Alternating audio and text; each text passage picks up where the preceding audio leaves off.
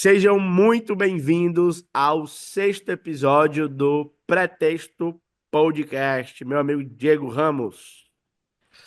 Tudo na paz aqui, graças a Deus, e ansioso para mais um assunto que a gente vai desenvolver hoje, que é a respeito da redenção da criação, desse conceito de salvação, acho que a gente já tocou um pouco nele em um dos episódios anteriores, esse conceito de salvação mais holístico, que inclui algo além de simplesmente da salvação individual, mas que não exclui esse aspecto de redenção individual, e é exatamente isso que a gente vai tocar hoje, né, nesse tópico da redenção da criação. Não perca, então. Ó, a gente já, sexto episódio, certo? Já fomos mais longe, talvez, do que imaginávamos. Estamos caminhando e já começamos a ouvir a essa altura do campeonato também alguns feedbacks, alguns retornos, algumas pessoas animadas. Inclusive, já temos sonhado com a segunda temporada, certo? Exato.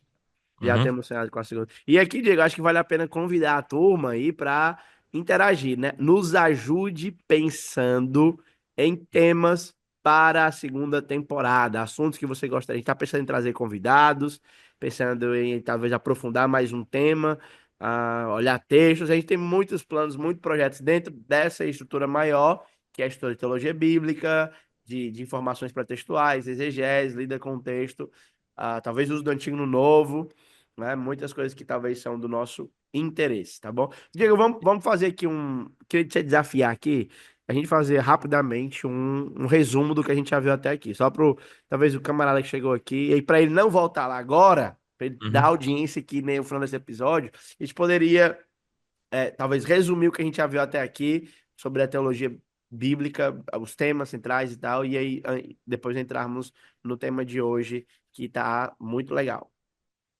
Para você que chegou aqui de paraquedas nesse episódio aqui, a gente está já no sexto episódio, a gente começou essa temporada aqui de teologia bíblica estabelecendo definições e critérios de como a teologia bíblica é uma teologia que procura descrever o progresso do plano de Deus ao longo da história e procura conexões entre temas, e a gente tem alguns critérios, algumas pressuposições básicas quando a gente constrói a teologia. Uma delas é a questão da intenção autoral, que a gente vai buscar aquilo que o autor humano, juntamente com o autor divino, pretendeu, e ver as conexões intencionais que eles fazem, como eles pegam a teologia construída por autores anteriores e continuam desenvolvendo essa teologia desde Gênesis até o livro de Apocalipse. A gente observa conexões fraseológicas, conexões linguísticas, intencionalidade, e a gente percebe como os profetas bíblicos, como os autores bíblicos, eles eram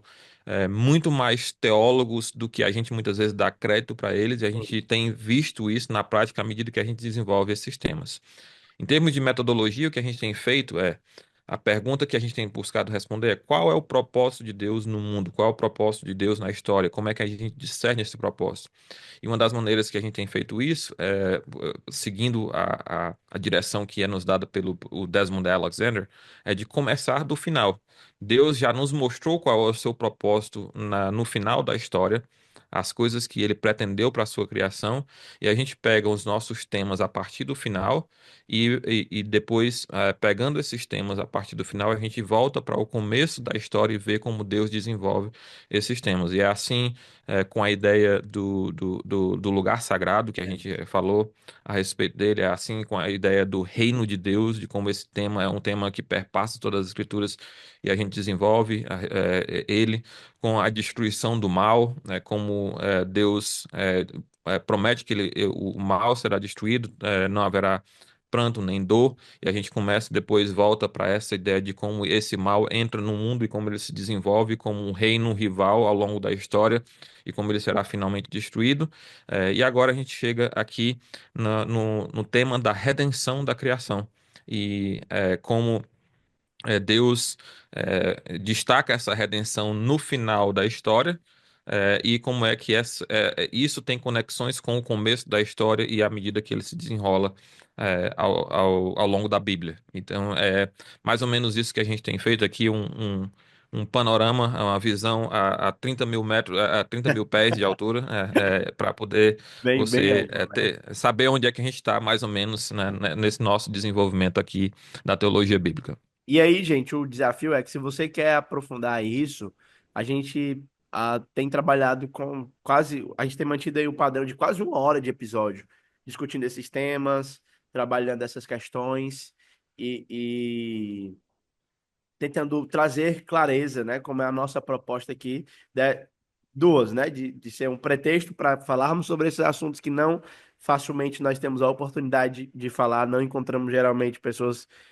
que se interessam por isso no nosso dia a dia. Aham. E o segundo é de que ajude você na sua leitura da escritura, sobretudo na sua habilidade de compreender a parte à luz do todo pensando principalmente nesses muitas informações que o todo nos dá, né?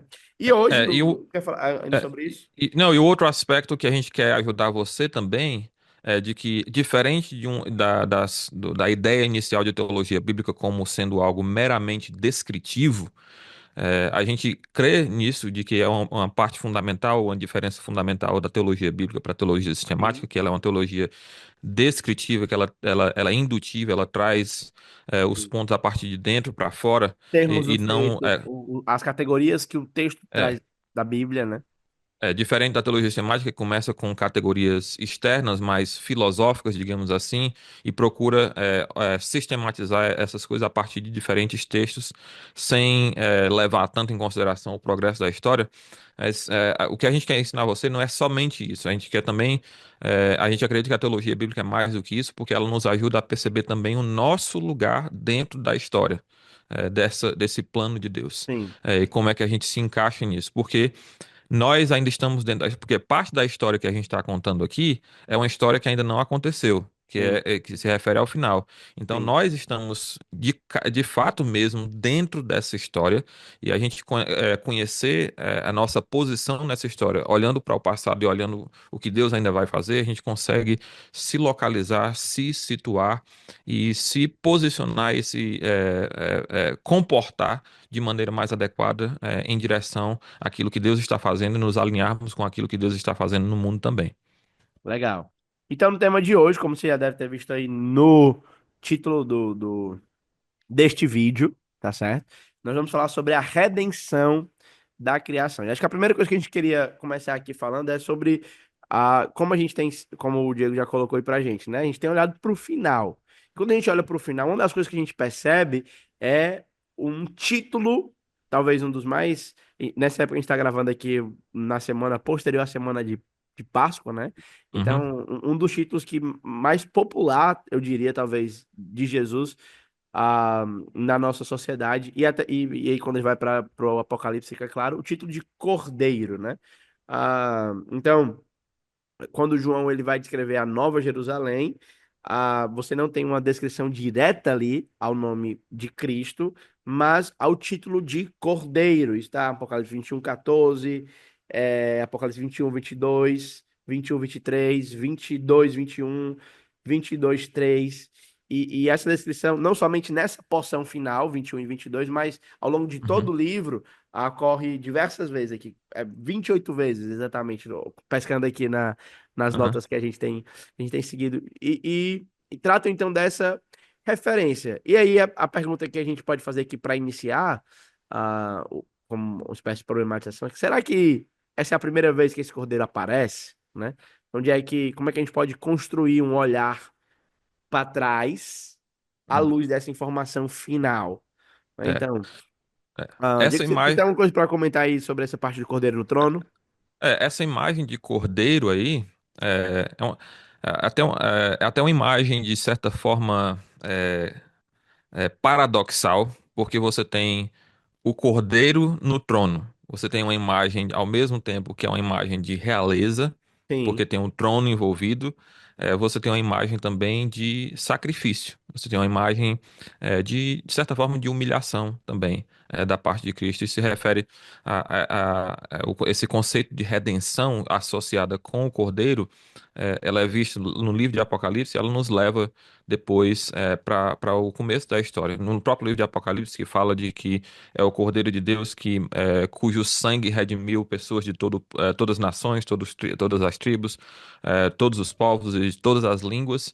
Esse é o Cordeiro que foi sacrificado, eu acho que é Pedro que vai dizer, desde a fundação do É. mundo, Eu tenho uma antes da história fundação. legal, Diego, com Aham, esse versículo. Uma vez eu estava conversando com a irmã que tinha muita dificuldade de perceber a predestinação, né? A uhum, doutrina da predestinação. E é, ela lidando com as perguntas dela uma vez, ela mesma chegou e leu esse texto. O Cordeiro foi morto antes da fundação do mundo. E eu me lembro a uhum, cara que essa irmã fez, assim, pastor, que interessante. O outro foi Atos 13:48, que creram só os que haviam sido aham, destinados para a salvação, mas especialmente esse do Cordeiro que uhum. foi morto antes da fundação do mundo, foi um texto que marcou muito a vida dessa irmã. Inclusive, ela deve estar assistindo aí. Um abraço para a irmã Aline. Aham. Então, esse tema que Apocalipse traz a respeito do Cordeiro 28 vezes, raramente se referindo a Jesus pelo nome, mas a esse título do Cordeiro, ele é um tema que nos leva não só ao livro de Gênesis, mas também nos leva para a eternidade passada. Mas como a gente não tem nenhum texto da Sim, eternidade passada, a gente começa com, com o que a gente tem sim. em Gênesis. Tem alguns textos referindo à eternidade passada, mas não descrevendo isso em completos detalhes. A gente Então, pode. Então, deixa eu começar aqui então comentando um pouquinho desse primeiro sacrifício. Tá? uhum, Então, só para ficar bem claro aqui para você que está nos acompanhando. Ó. Então, a gente está pensando que essa imagem do Cordeiro, que aparece nos capítulos finais de Apocalipse, elas retomam, elas evocam uma imagem de sacrifício, que, por sua vez, como nós sabemos, é um sacrifício substitutivo e redentivo. Então, a gente vai tentar ver agora como é que essa ideia de sacrifício para a redenção aparece nas Escrituras, tá? Então, quando a uhum, gente considera o primeiro sacrifício, talvez, Gênesis capítulo 3. Então a gente tem ali a desobediência, a rebeldia, a entrada do mal no mundo humano, pelo menos, né? Mediante a serpente, a sedução, a mulher então se entrega ao pecado. E acontece uma coisa interessante: quando eles pecam, a marca que o texto coloca pra gente é a percepção de nudez. Perceberam, uhum, estavam nus. Até uma coisa interessante, porque o homem, como ele é criado a- nesse aspecto para adorar a Deus, à medida que ele peca, a principal preocupação seria: quebrei meu relacionamento com Deus. Mas um indicativo que de fato ele agora é rebelde, alienado de Deus, é que ele não tem como primeira preocupação o seu relacionamento com Deus, mas é a sua própria nudez que ele percebe. E aí, uhum, percebendo a sua própria nudez, ele tenta. O texto diz que eles coceram, né? Usando aqui a ACF, né? Eles uhum, fizeram folhas de figueiras e cintas para uma maneira de tentar tapar a sua própria nudez. E aí, como vocês conhecem a história, o Senhor, ele vem até o homem nessa, como aquela ideia que a gente falou, acho que no segundo episódio, do lugar da habitação, de que Deus via para ter comunhão, para ter ali um tipo de envolvimento com o homem, de relacionamento mesmo, para que o homem pudesse perceber a glória de Deus e maravilhar-se em Deus. E aí o homem se esconde, né? E é legal que a razão pela qual Adão se esconde é justificada por causa da sua nudez.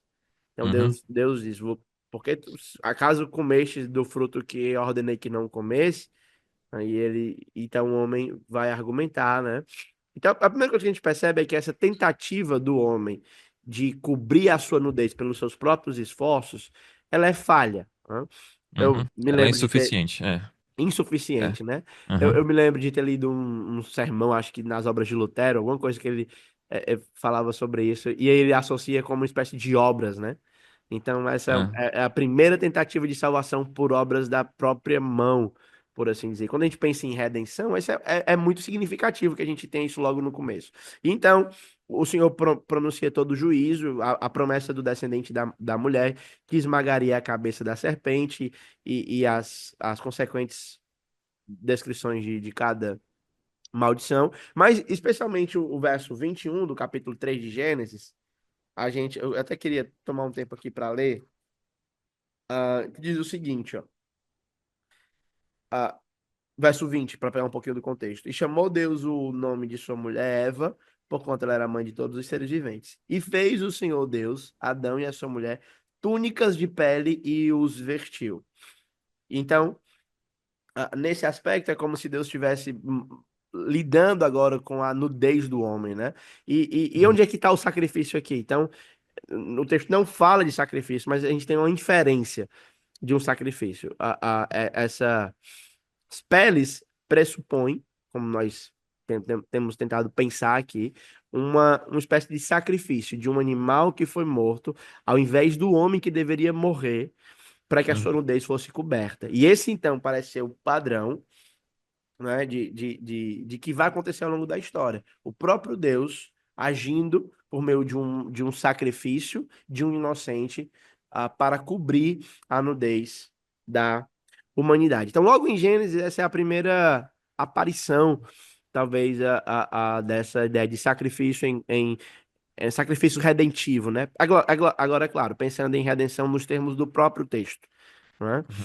Ah, no capítulo 4, ainda alguma coisa, Diego, que você gostaria de falar sobre esse Eu capítulo? acho que é importante destacar que aqui nós temos uma conexão aqui já de dois temas diferentes, de sacrifício também com a ideia de nudez e de vergonha, que esse segundo tema de nudez e vergonha ou de roupas, ele também está conectado com o acesso a Presença de Deus. com acesso à presença de Deus, ao longo da história, por exemplo, quando Israel está em rebelião, algumas imagens da descrição de Israel são imagens de Israel como sendo uma prostituta despida. O livro de Ezequiel tem imagens muito gráficas a respeito disso. Você tem a ideia do próprio profeta Ezequiel falando da sua derrota, da sua vergonha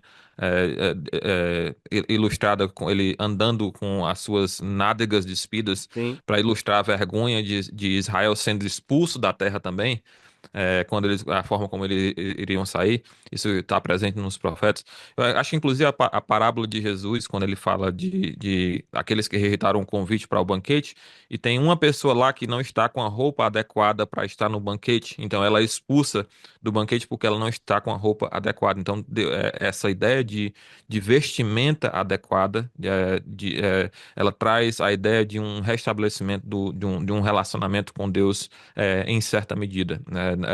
E ainda que não seja uma forma plena de um relacionamento estabelecido, mas traz essa Também tem a ideia. Também, igreja como ataviada, né? Como noiva exatamente, ataviada, aham, né? aham. E um A terceiro parábola do. ponto talvez seria a necessidade dos pastores usarem terno, né? Também. É, é. Terno e A, pa- a gravata na hora para- do... é. Parábola do filho pródigo também, como o pai recebe o filho pródigo, também investindo ele de forma apropriada como um filho. Então essa ideia de vestimenta com redenção, ela tem algumas conexões bíblicas interessantes. A ideia também de vergonha, que é uma ideia, um conceito muito difundido ao longo das escrituras também. E aí conectando com o Jardim do Éden, que eles estavam nus e eles não se envergonhavam um do outro. Uhum. E agora nudez passa a ser um símbolo de quebra dessa comunhão com Deus e que há necessidade de nós estarmos vestidos com as roupas adequadas. E é isso que Apocalipse também vai fazer, vai falar que nós, aqueles que estavam Vestes vestidos de santas, né? branco, Vestiduras então vestes brancas. santas, então tem e lavadas pelo sangue do Cordeiro, né? Então tem todas essas conexões também. Eu acho que seria só um adendo a fazer a esse ponto aqui em Um Gênesis importante capítulo adendo. 3. Aham. Mas quando a gente chega no capítulo 4, né, passando aqui, movendo já um pouco, a gente já tem novamente essa ideia de sacrifício sendo trazida à tona, onde você tem Adão e Eva têm os seus primeiros filhos mencionados, pelo menos, não se sabe necessariamente se eles são os primogênitos necessariamente de Adão e Eva, já que o texto de Gênesis capítulo 5 vai falar que 130 anos quando gerou Sete, mas durante esse período ele teve filhos e filhas, então não dá para saber exatamente se são os primeiros, mas eles são destacados aqui dentro desse conceito de sacrifício também. E aí você tem no versículo 3, diz assim: Aconteceu que no fim de uns tempos trouxe caindo o fruto da terra uma oferta ao Senhor. Abel, por sua vez, trouxe das primícias do seu rebanho, da gordura deste, novamente a ideia de sacrifício aqui, de sangue sendo derramado. E eu chamo a atenção muito forte para essa ideia de no fim de uns tempos, no fim de dias, Uhum. que nos parece sugerir algo estabelecido por Deus. Tipo, de algo com uma Um período certa determinado, né? regularidade, algo pré-determinado por Deus, de uma regularidade, e que eles, no fim desse período, de um determinado período, eles realizam um sacrifício e a ideia de aqui, muito se discute a respeito de por que que Deus rejeitou a oferta de Caim, e porque o fruto da terra não é uma oferta digna, é porque rebanho e gordura são ofertas mais dignas. Eu acho que a discussão não vai por aí, porque até essa questão daquilo que é oferecido, também lá no livro de Levítico, você vai ter Deus exigindo ofertas também do fruto da terra. Sim. Nem todas as ofertas que são exigidas são ofertas com sangue, mas essa expressão no fim dos tempos que parece haver uma designação da parte de Deus de um tempo para esses sacrifícios serem oferecidos, também poderia nos dar uma pista de que também aquilo que deveria ser oferecido também foi designado por Deus. Uhum. E que a Caim ignora, talvez, uma parte dessas instruções que não está disponível para nós, mas que a gente pode talvez inferir a partir dessa expressão no fim dos tempos, que traz essa ideia de algo estabelecido por Deus. E aí você tem Deus se agradando de Abel e da sua oferta, então ele não se agrada apenas da oferta, mas também do adorador, da atitude Sim. desse adorador. E Caim, Deus não se agrada nem da oferta, nem do adorador. De Caim, de sua oferta, ele não se agradou. E aí você tem uma passagem que eu diria que acho que tem um espaço para abrir uma polêmica aqui Por a favor. respeito. A res- uma pequena treta aqui sobre a questão do significado do versículo 7, né? É, se procederes bem, não é certo que serás aceito, se todavia procederes mal, eis que o pecado jaz à porta e o seu desejo será contra ti, mas a ti cumpre dominá-lo. Essa linguagem aqui do o pecado jaz à porta, eu acho que a interpretação majoritária desse texto aqui é de que nós precisamos nos proteger das ameaças do pecado e que o pecado aqui ele é descrito como sendo um animal feroz que está à espreita a ponto de nos atacar Uhum. e que a gente precisa ele tem um desejo negativo contra nós. Ele está tem uma certa inclinação contrária a nós e que a gente precisa dominar esse pecado. E, ao meu ver, isso é ler muita teologia sistemática dentro do texto bíblico. Eu acho que é teologizar o texto bíblico no sentido, né, negativo, e eu diria que ignorar um pouco do contexto, das possibilidades que há de interpretação nesse texto. Um problema, inclusive para aqueles que teologizam demais o texto ou leem teologia sistemática dentro do texto, é que pecado aqui é descrito como algo externo ao homem. E isso é um problema, como dentro da própria teologia sistemática, isso seria um problema de perceber o pecado como sendo algo externo a mim que eu preciso dominar. Então, acho que isso seria já um começo de problema, mas o outro problema seria que a palavra aqui para pecado, a palavra hebraica ratá, ela não ocorre simplesmente como sendo uma designação abstrata de pecado. Ele também é utilizado com muita frequência como oferta pelo pecado.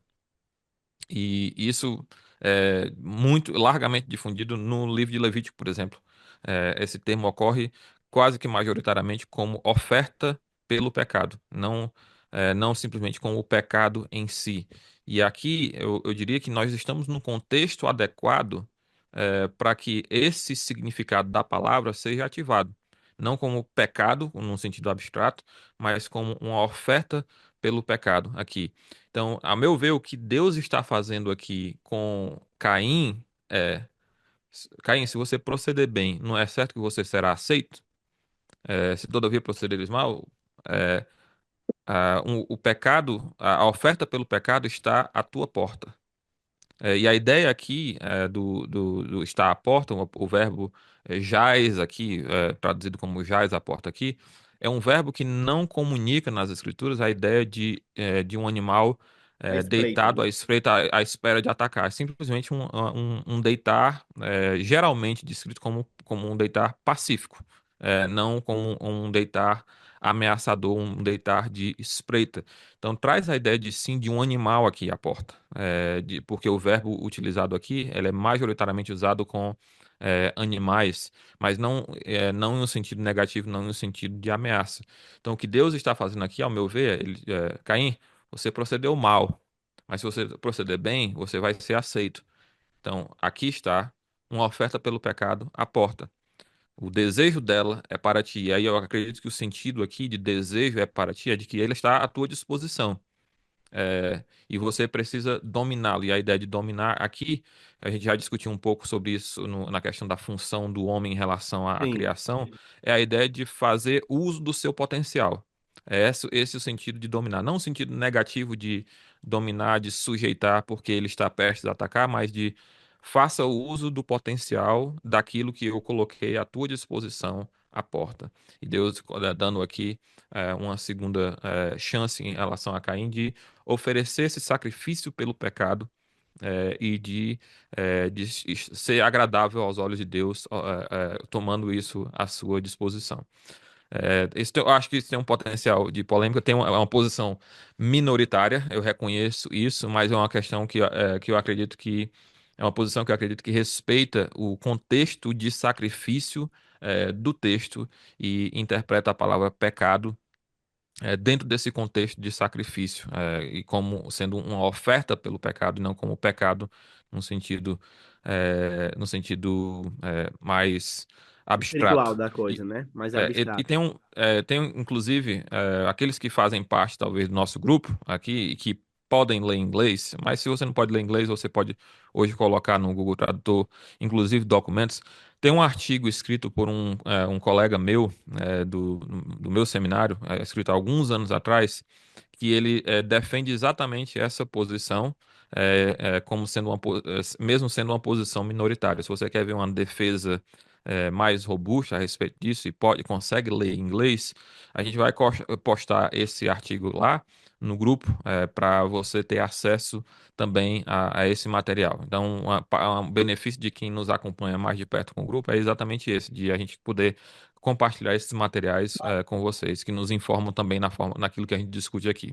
Lá no primeiro episódio, há algumas semanas atrás, a gente já colocou os artigos, alguns materiais lá para o pessoal continuar aprofundando a reflexão que a gente tá levantando aqui.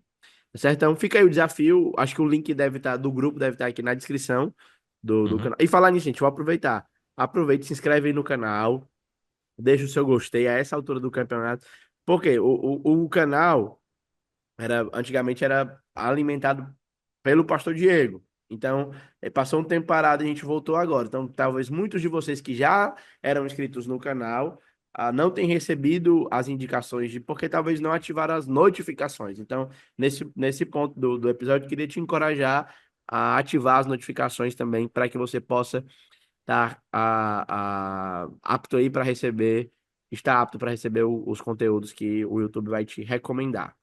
Tá certo? Então, voltando aqui para o nosso tema, ainda em Gênesis, a gente tem a, a relação de Abraão ali, né? Com Abraão e Isaac, Gênesis capítulo 22. Então, todo o contexto de Abraão, vocês conhecem. Então, o Senhor o chama para fundar Israel nesse no background das nações. Então, as nações rejeitam a Deus, Gênesis capítulo 3, Gênesis capítulo 6, Gênesis capítulo 11. E Deus agora não trata mais com as nações diretamente, mas ele agora vai escolher um mediador para lidar com essas nações, que é Abraão. E a grande questão, então, é que Deus promete a Abraão uma descendência, e toda essa figura do descendente, ela continua aparecendo, essa expectativa do descendente está aparecendo, e em Abraão nós temos um conflito desse descendente, porque ele antecipa as coisas lá com H, na hora de conseguir esse descendente. Deus então estende a aliança para Sara, dizendo que o filho da promessa será gerado por Sara, e de fato o menino nasce. Isaac nasce. Isaac vai crescendo. Quando a gente chega no capítulo 22, acontece uma coisa que é um pouco inesperada. Para quem vem Hum. lendo Gênesis, então você tem um velho que sai de casa, que tem dilemas com o filho, ele tenta agir, né? E depois vem a promessa de Deus para sua esposa. Então, Gênesis capítulo 22, às vezes nós perdemos a emoção do texto, porque como a gente já sabe o final da história, então a gente... Mas se você vai ler da primeira vez e vai criando a expectativa legal, Abraão teve um menino, o filho da promessa, de fato, o descendente, a linhagem, aquela coisa toda. E aí Deus aparece, então, e pede a Isaac como um sacrifício, como um holocausto no monte Moriá, né? Pastor Diego Ramos, que pedido estranho e esquisito é esse do Senhor, né? É, a gente vai lendo essas coisas, e a gente vai esperando que o plano de Deus vai se desenrolar. E parece que Deus está querendo sabotar o seu próprio plano. É isso Aham. que Deus está fazendo aqui.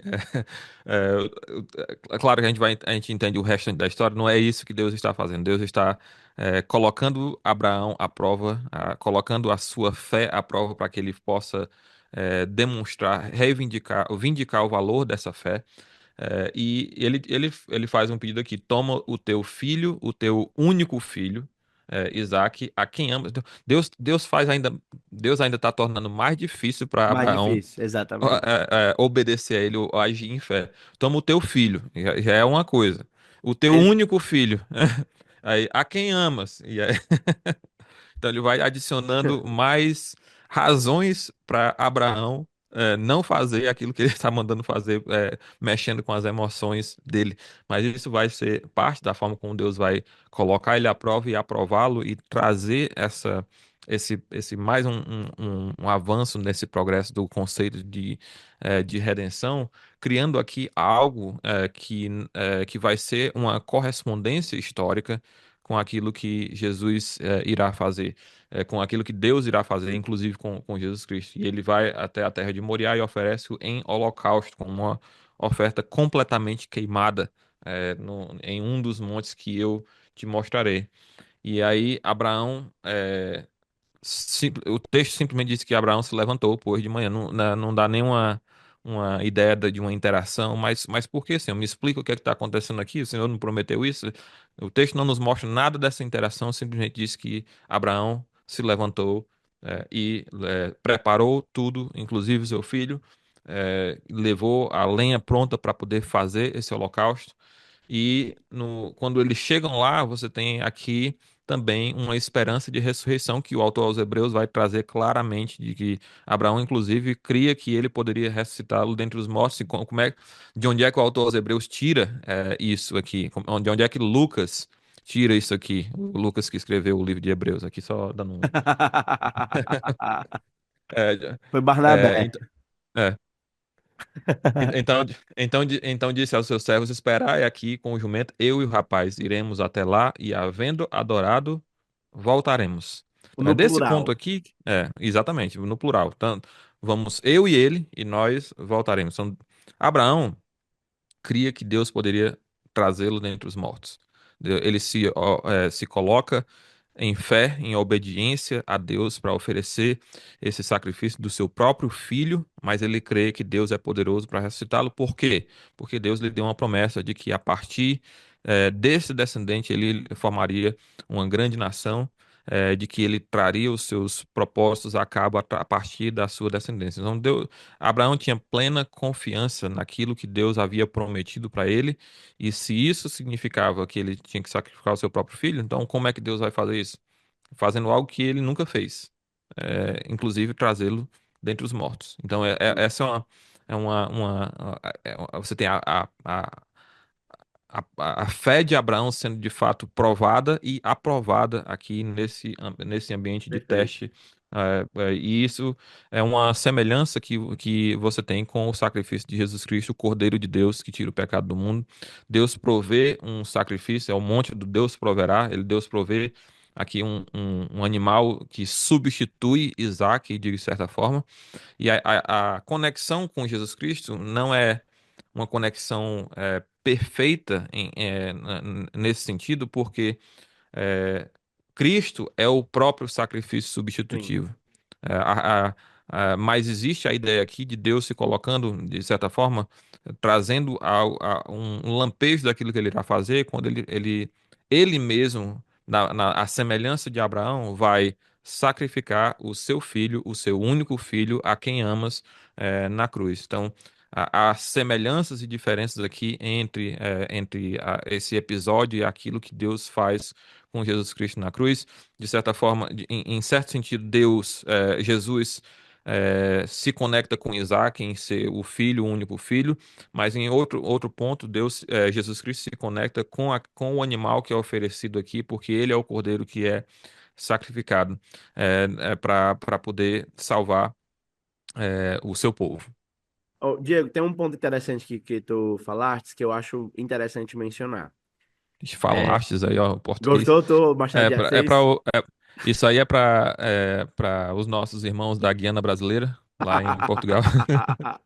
É que eu tô lendo o ACF.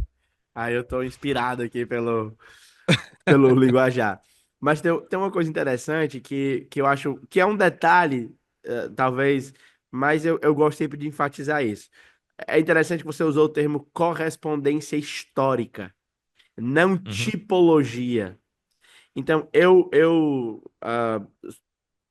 prefiro utilizar Gênesis capítulo 22 como uma correspondência histórica, como a demonstração de um padrão de Deus de realizar a sua obra ao longo da história, mais do que uma tipologia.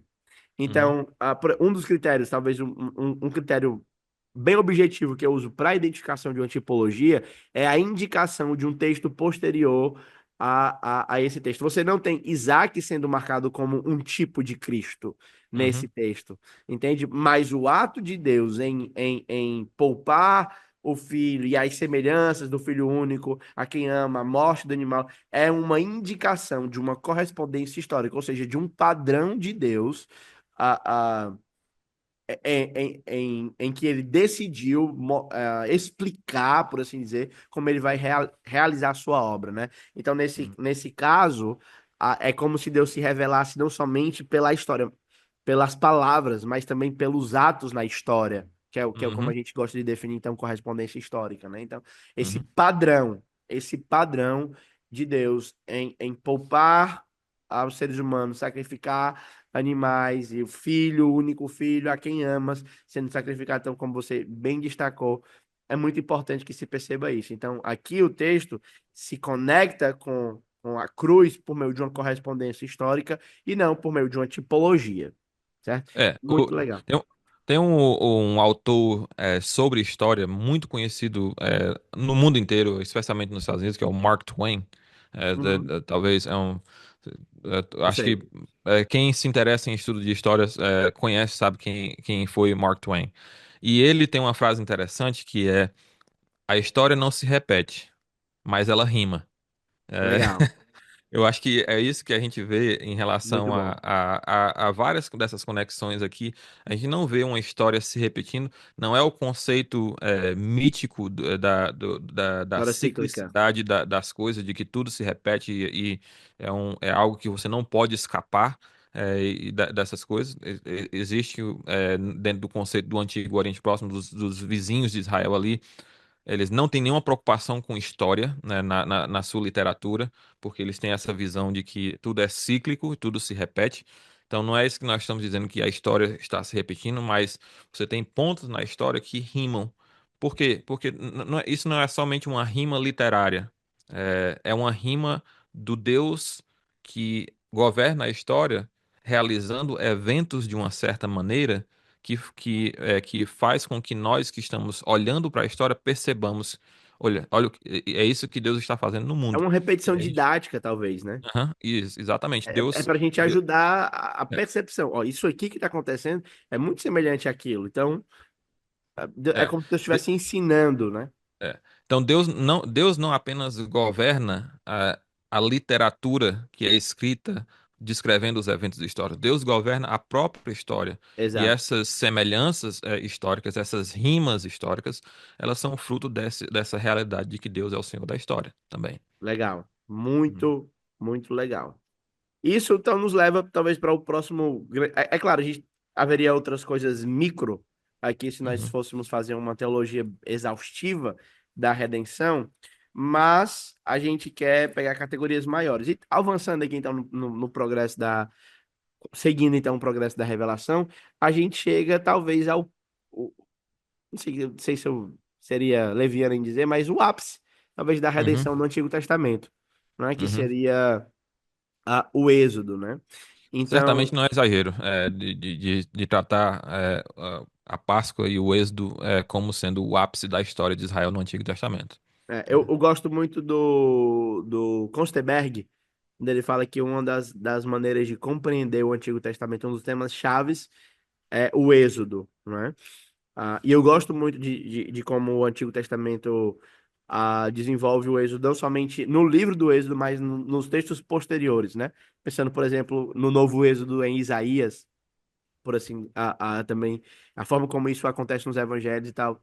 Mas, talvez devo comentar um pouquinho mais para frente, mas para agora, o grande ponto seria o próximo passo, então, que a gente quer colocar aqui é a ideia do Êxodo. Então, essa redenção que Deus dá para o seu povo, uma libertação de um cativeiro mediante ao sacrifício do Cordeiro Pascal. É fundamental.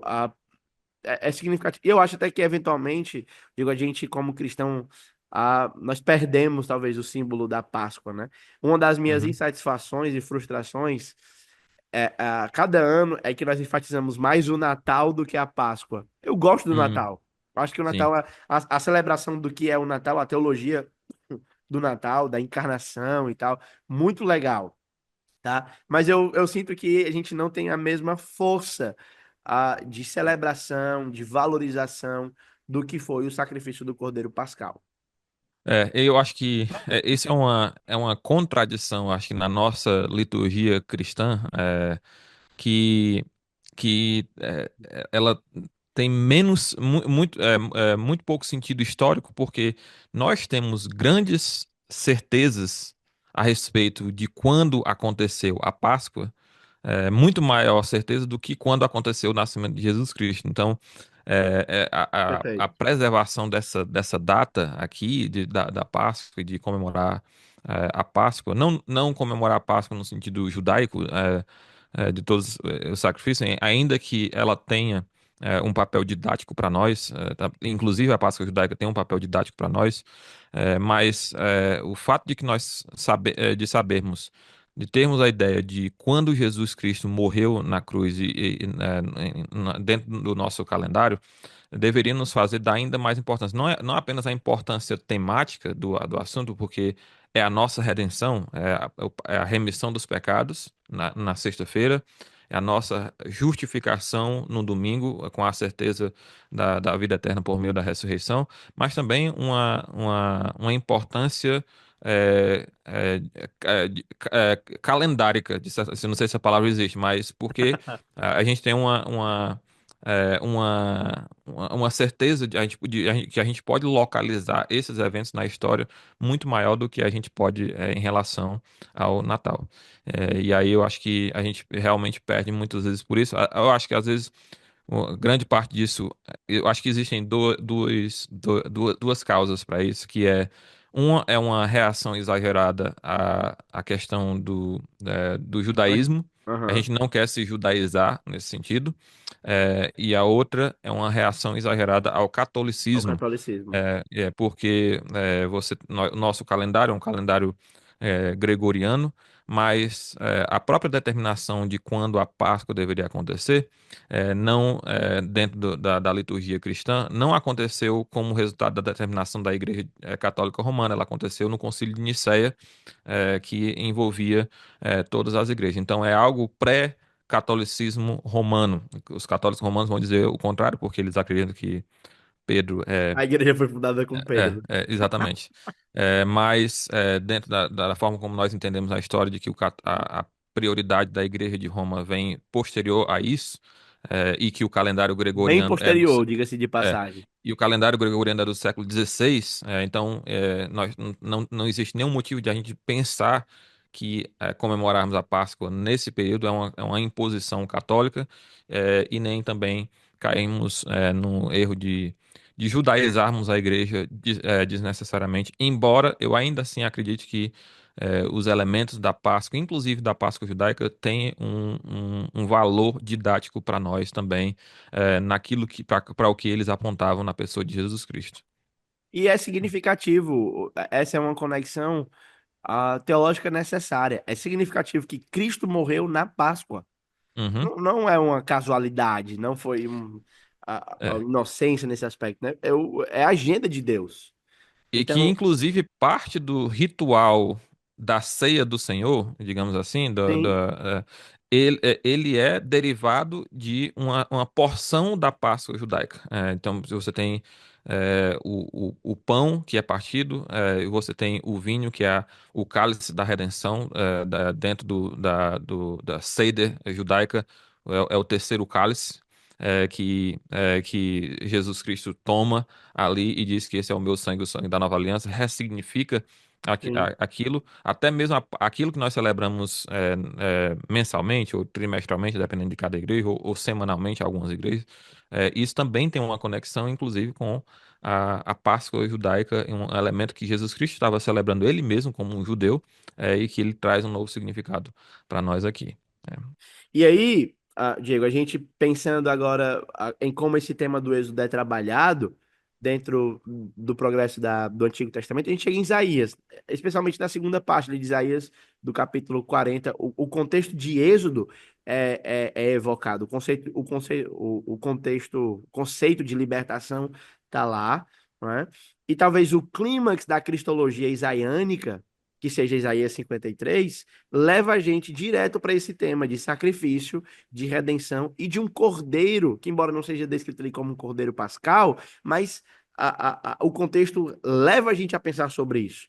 Você tem ali Uhum. uma oferta voluntária, um cordeiro sendo sacrificado por causa de transgressões e pecados, entende? Substitutivamente. Substitutivamente, entendeu? E você também tem a noção de redenção para justificação, entende?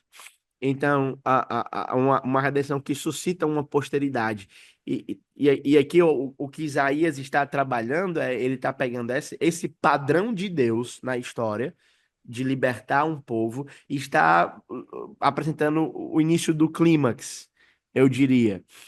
Mostrando que esse padrão que aconteceu com Israel será expandido para todas as nações. Essa é a figura lá de Isaías 49, quando as nações virão com os filhos nos colos para ver o Messias, para ver o servo, que será luz para as nações, porque pouca coisa é seres o meu servo e restaurar as tribos de Jacó.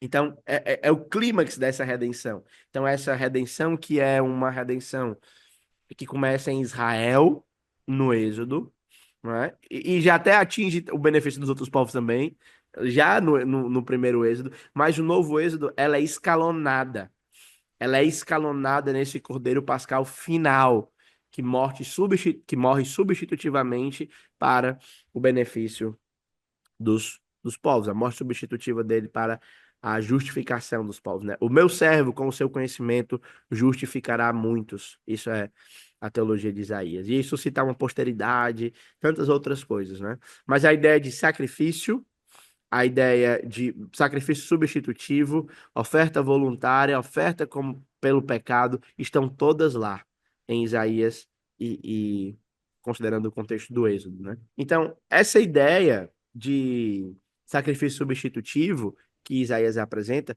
ela é elaborada, por exemplo, por Marcos. Então, Marcos traz constantemente o contexto do Êxodo.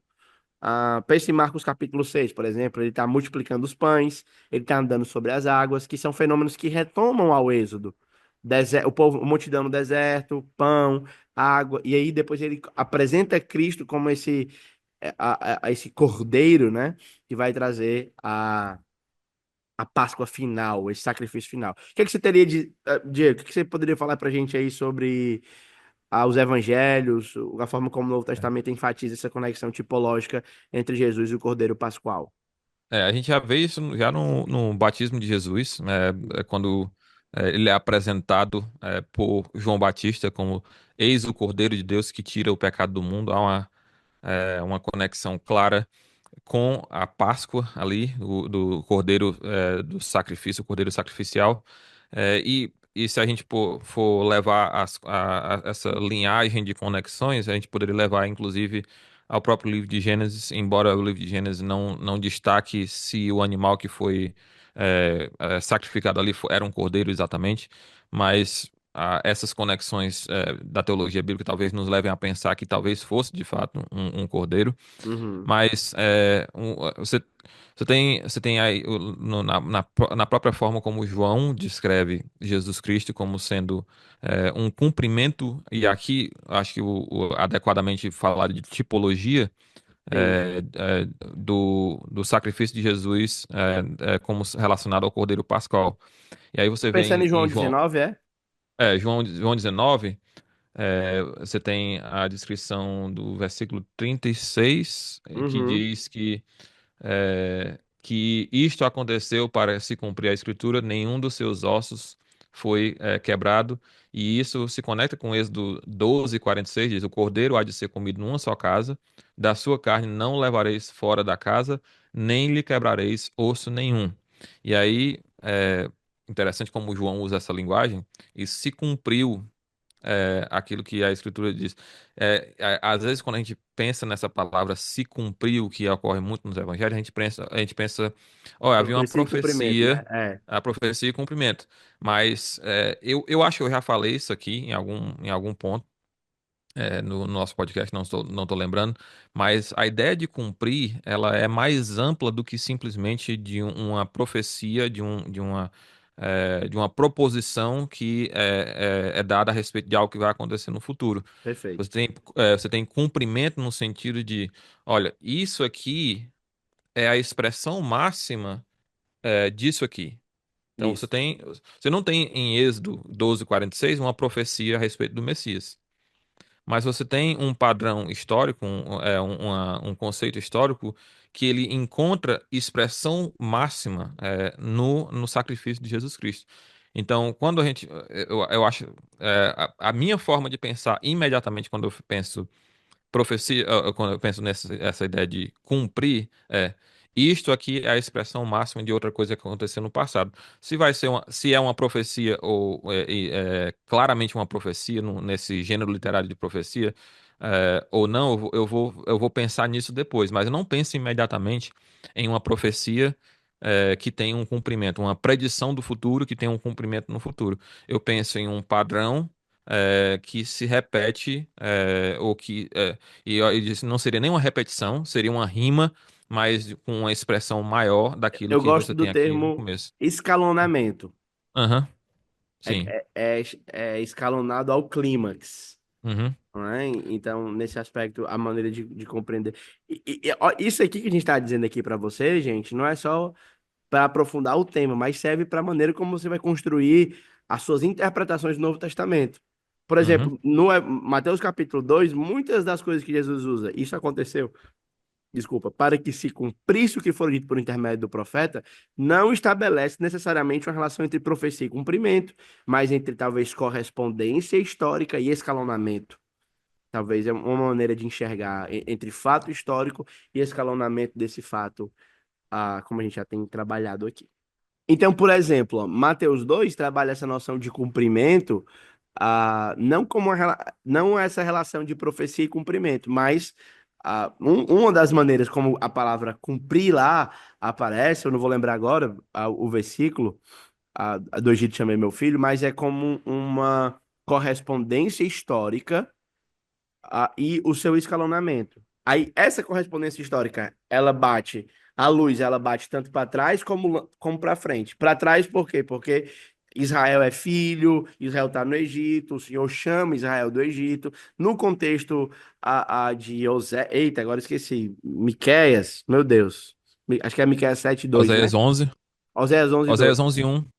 1 e É. 2, certo? Então, Uhum. no contexto de Osés, está trabalhando um aspecto, e em Jesus trabalhando um aspecto. Só que em Jesus é o cumprimento escalonado, o clímax, eu diria então, desse cumprimento, certo? Então, isso aqui fica não somente para você pensar sobre o tema de redenção e cordeiro pascal, mas também como a palavra cumprimento aparece no Novo Testamento. Então, às vezes, cumprimento escalona uma correspondência histórica, ou seja, leva a sua correspondência histórica ao clímax em Cristo.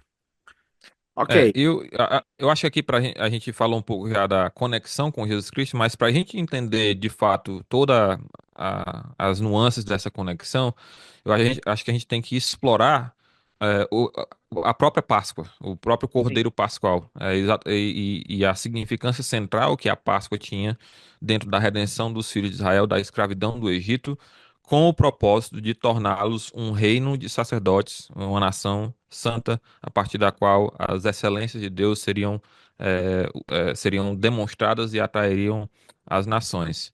E aí, você tem a ideia da Páscoa, a cerimônia da Páscoa envolve um sacrifício, mas esse sacrifício, ele é diferente dos outros sacrifícios da lei mosaica. É, e inclusive dentro da própria celebração da Páscoa judaica, na ordem do culto, a primeira pergunta que é feita é por que que essa noite é diferente de todas as outras? Então, assim a legal. pergunta que começa a celebração da Páscoa judaica, e aí se conta a história do êxodo, daquilo que aconteceu. Vou Mas usar no o meu próximo sacrifício. sermão de Páscoa, viu? O sacrifício da Páscoa, ele é diferente daqueles que são estabelecidos nos livros posteriores da lei a respeito de toda a liturgia de Israel.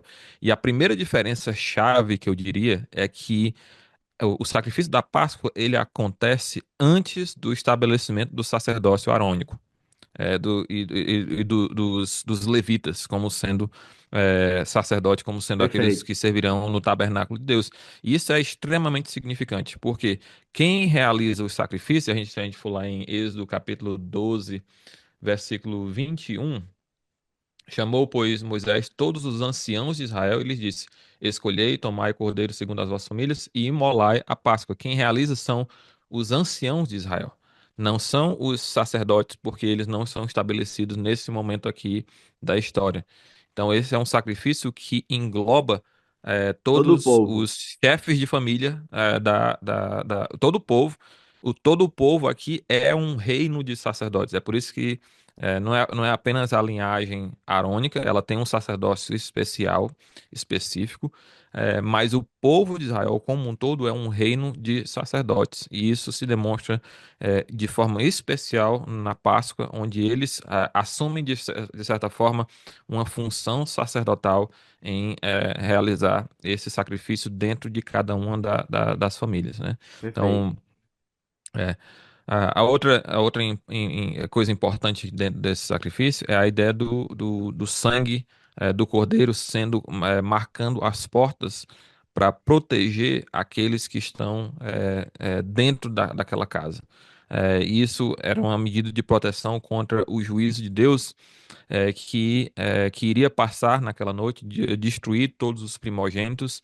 Então, os israelitas e aqueles que estiverem com eles, inclusive gentios que fossem circuncidados, poderiam celebrar a Páscoa juntamente com os judeus, estariam protegidos ali por causa do sangue do Cordeiro. Então, e aí eu sempre lembro quando eu falo disso de uma pregação clássica do D.A. Carson a respeito disso. Não sei se tu já ouviu esse pequeno recorte de dois, ele imaginando a situação de dois judeus Sim, é, sim. O n- sem fé, né? naquela última noite, um com a fé mais fraca, E o outro bem ousado, pode vir, porque eu já fiz tudo que Deus mandou, então eu não tenho preocupação nenhuma. E o outro ainda assim preocupado. E a pergunta que ele faz é: qual daqueles dois naquela noite perdeu o seu filho? E a resposta clara é que nenhum dos dois perdeu o filho, porque a efetividade da proteção do juízo de Deus não está no nível de articulação da minha fé. Nós somos guardados pelo sangue do Cordeiro, pelos méritos dele, não pelo. Então, aqui nós não estamos falando da força da fé, nós estamos falando da efetividade do objeto da fé. E isso é o ponto crucial do Evangelho. O Evangelho não destaca o poder da fé, ele destaca o poder do objeto, no qual nós Perfeito. depositamos a nossa fé. E aqui um outro elemento que a gente pode levar adiante em relação à Páscoa, como sendo algo diferenciado, é a ideia de todos na casa deveriam comer. E eu acho que isso aqui evoca novamente aquela ideia de comunhão.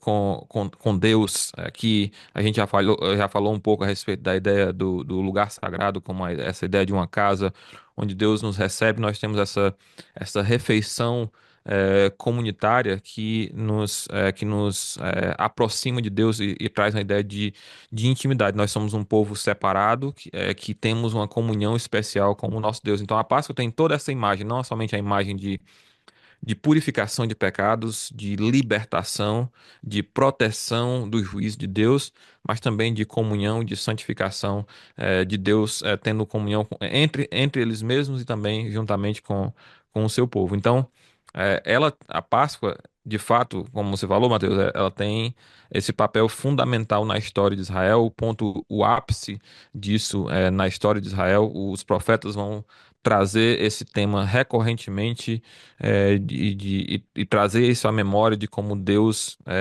tirou o seu povo do Egito com braço forte e mão estendida, e isso faz parte da identidade de Israel como sendo o reino de sacerdotes e como sendo uma nação santa que deve proclamar as glórias de Deus essa imagem de redenção que é muito presente na Páscoa e que nos leva então nos leva então a chegar à pessoa de Jesus Cristo como sendo esse cumprimento. A gente já tratou de como os profetas tratam isso, como Isaías trata disso, e Jesus Cristo então é o cumprimento final, o cumprimento último, o clímax do significado da Páscoa, quando ele é sacrificado pelos nossos pecados também e nos protege do juízo de Deus. E aí é interessante de ver como a igreja se relaciona de certa forma com isso. Tem uma passagem que é controversa, então vamos adicionar mais uma controvérsia aqui a esse episódio aqui, que é lá em Primeiro Pedro capítulo 1, Primeiro Pedro 2, Dois. Primeiro Pedro Dois 2 e nove, 9. né? é, Abrir aqui, onde nessa passagem, o interessante é que, depois de falar também do sacrifício de Jesus Cristo por nós, é, dessa relação que nós temos com Deus, ele diz assim: vós, porém, sois raça eleita, sacerdócio real, nação santa, povo de propriedade exclusiva de Deus, a fim de proclamar das virtudes daqueles que vos chamou das trevas para a sua maravilhosa luz. E vós que antes não erais povo, mas agora sois povo de Deus, que não tinhais alcançado misericórdia, mas agora alcançaste misericórdia. A linguagem aqui, ela se assemelha muito à linguagem de redenção da nação de Israel. De vocês foram tirados das trevas para a luz, vocês antes não eram povo, agora vocês são povo. E aqui a linguagem de raça eleita, sacerdócio real, nação santa para a igreja leva alguns, por exemplo, a concluir de que a igreja tomou o lugar de Israel, porque as designações que eram dadas à igreja agora são a Israel agora são dadas à igreja. E eu acho que aqui é onde reside o erro dessa equação de identidade, ao invés de uma equação de função no mundo. Então, Uhum. você tem de fato, a igreja como sendo redimida pelo sangue do Cordeiro Pascal, ela se torna povo de Deus. ela se torna ela tem uma função sacerdotal diante do mundo. Ela é uma raça eleita, ela é uma nação santa, é um povo de propriedade exclusiva de Deus, da mesma forma como Israel era. Mas essa identidade, essa equação de designações, ela não gera uma relação de identidade entre os dois, entre Israel e a igreja. Há sim uma unidade salvífica e digamos assim, uma unidade funcional da igreja em relação com Israel, mas não uma identidade étnica, não gera essa. Existe uma Perfeito. distinção étnica ainda que precisa ser feita.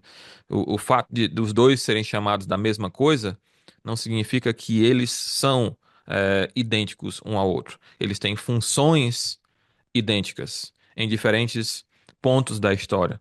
Os dois são povos de Deus.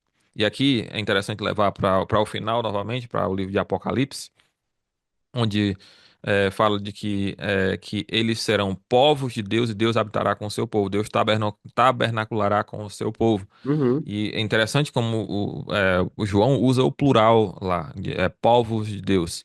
E aí, um ponto importante a destacar aqui é de que nós não estamos fazendo aquela velha distinção do dispensacionalismo clássico de um povo celestial e um povo terreno, mas o que eu estou querendo destacar aqui é que dentro do povo de Deus existe uma complexidade que precisa ser enxergada.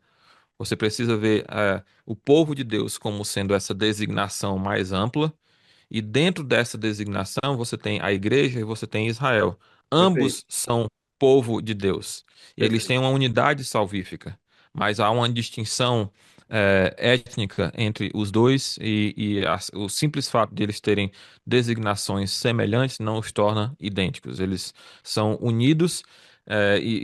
Para usar a linguagem de Paulo, Deus quebrou a parede de Barreira. separação, Deus reconciliou. Então você não reconcilia aquilo que é idêntico, você reconcilia duas coisas que são distintas. Perfeito. Para haver reconciliação, precisa haver distinção entre os dois, embora agora haja também unidade entre os dois. Perfeito, Uhum. perfeito. É isso aí. E você tem mais, eu digo, a essa altura, teria mais algum ponto a comentar ou a gente já pode caminhar para os comentários finais aqui?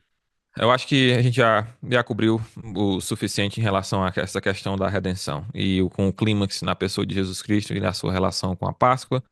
E o que a gente poderia só era fechar o ciclo e voltar para Apocalipse, onde essa imagem do Cordeiro é a imagem principal de Jesus Cristo. 28 Uhum. vezes essa designação de Jesus como o Cordeiro de Deus, o trono do Cordeiro, toda essa linguagem do sangue do Cordeiro que lava as nossas vestes, tudo isso ela tem esse clímax no retorno de Jesus Cristo e ele permanece ainda assim na eternidade com essa imagem do Cordeiro por meio do qual vem a nossa redenção. Eu acho que Sim, esse ciclo fecha no livro de Apocalipse, onde a gente começou a discussão desse perfeito, episódio aqui.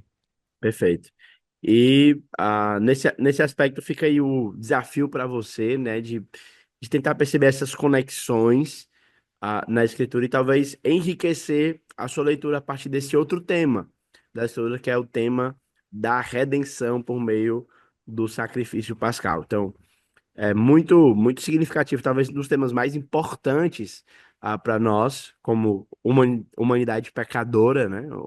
Talvez o principal atributo, a principal coisa que Cristo é, por assim dizer, que beneficia todo, ou que nos permite ter acesso a todas as outras, é ele ser redentor, ele ser cordeiro que tira o pecado do mundo. E por meio então disso a gente desfruta da paternidade de Deus, da família de Deus, do selado do Espírito Santo. Então, todas as outras bênçãos trinitárias, as outras bênçãos bíblicas, elas são experimentadas por nós mediante ao acesso que temos a Deus por meio do seu sacrifício redentivo para nós. Então, se você É, eventualmente tem crido nessas verdades, nós estimulamos você a continuar com o coração alegre por causa do sacrifício de Cristo, a compartilhar essa mensagem de redenção com outras pessoas, como a gente colocou aqui, ele é redentor de nações, né? Então, nesse aspecto. Há muitas pessoas ainda que precisam de redenção, e aí fica essa aplicação missionária para a sua vida. É. Pode ter ficado uma impressão negativa de um dos episódios anteriores, quando a gente falou de redenção, como sendo a redenção cósmica, né, de Sim, toda a ordem do mundo, e de que nós não deveríamos ver simplesmente o propósito de Deus como salvação de indivíduos, mas salvação de indivíduos, esse tema nos traz de volta a importância desse aspecto da perfeito, redenção, que é o aspecto individual, que é a necessidade do cumprimento desse pré-requisito de relacionamento com Deus. Deus é um Deus santo, e nós somos pecadores. Então, para que nós tenhamos acesso a esse Deus santo, para que nós tenhamos comunhão com esse Deus santo, nós precisamos ser redimidos dos nossos pecados. E é aí que entra a redenção individual, o perdão de pecados, a proteção contra o juízo de Deus no nível perfeito. individual, que depois se expande para um nível cósmico também. Mas esse pré-requisito é importante. A gente não quer diminuir a importância desse fator individual da salvação e da redenção. Ele é essencial para o cumprimento dos outros grandes propósitos de Deus. Então, não é à toa que esse é um tema importante dentro da teologia bíblica. Não talvez o tema central, mas um tema de pré-requisito para o cumprimento de alguns outros temas dentro da teologia bíblica. Então é isso aí. Você chegou até aqui, nós convidamos você a se inscrever no nosso canal. Aqui na descrição desse vídeo você vai encontrar o link para o nosso grupo de WhatsApp, onde você vai ter a poder acompanhar em primeira mão a divulgação dos vídeos, a divulgação de outros materiais, uma eventual interação que a gente deve ter. A gente vai compartilhar alguns links, alguns artigos que também podem ser úteis para o teu crescimento, tá bom? Diego, muito obrigado por esse tempo. Muito obrigado você que nos ouviu. Um forte abraço e se despeça aí, pastor.